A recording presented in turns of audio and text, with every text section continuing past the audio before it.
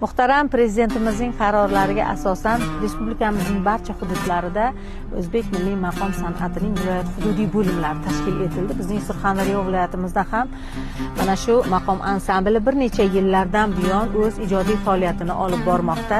Men ham mana shu ansamblda xonanda sifatida ijod qilib kelyapman.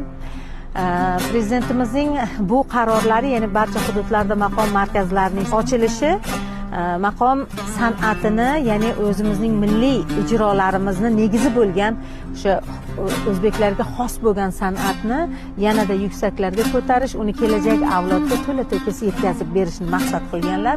Biz bunga javoban mana shu ansamblimizda Shashmaqom tarkibiga kiruvchi asarlardan, qolaversa Xorazm yo'llaridan, Toshkent Farg'ona maqom yo'llaridan ijro qilib, o'zimizni kelajak avlodga mana shu san'atni yetkazib berish maqsadimiz va qolaversa butun jahon bo'ylab milliy maqom asarlarimizni jahon sahnalarida ijro qilishni maqsad qilib qo'yganmiz.